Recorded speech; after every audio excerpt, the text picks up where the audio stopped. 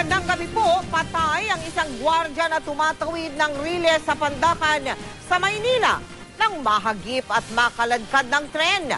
Ang biktima naka-headset daw, kaya hindi narinig ang busina ng paparating na tren at ang babala ng mga tao. Sa nakalap na datos ng GMA News Research mula nitong Enero ay 21 katao na ang nasawi sa 18 aksidenteng kinasasangkutan ng mga tren ng Philippine National Railways. Kaya mulit-muli ang aming paalala, tanging sa mga tamang tawiran lang tayo dumaan para iwas sakuna. Nakatutok si Maria Bulaklak. Kita sa amateur video, matining sinapit ng isang security guard matapos masagasaan ng tren sa Pandakan, Maynila, pasado alas 8 kaninang umaga. Ayon sa mga nakasaksi, araw-araw ay tumatawid ng riles ang biktimang kinilalang si Michael Antonio para bumili ng pagkain.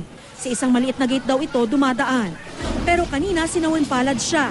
Nakaiwas pa raw si Antonio sa tren na papuntang Alabang, pero ang di niya namalayan. Paparating pala ang kasalubong na isa pang tren na biyahe namang Tutuban. Doon nahagip ang likuran ng biktima at nakaladkad ng 50 metro. Sabi ko, manong may tren? Hindi niya ako pinakikinggan. Wala, dire-diretso pa rin siya. Pagbaba niya, naka-headset, hindi niya namalaya na may tren. Hindi niya natin dinig yung busina.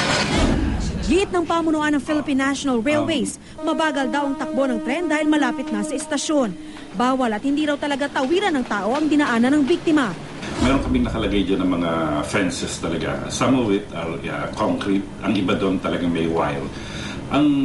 Unfortunately kasi yung ibang tao dyan, binubutas nila yon, ginagawa ng gate, despite yung continuous na paalala namin sa kanila na huwag dadaan doon.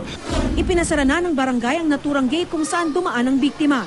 Pakiusap ng PNR sa publiko, respetuhin nyo lang yung tracks. Then para sa inyo rin naman itong servisyo binibigay ng PNR. Ang gusto pa rin namin sabihin, stop luplisan. Maria Bulaklak, Ausente, Nakatutok, 24 Oras.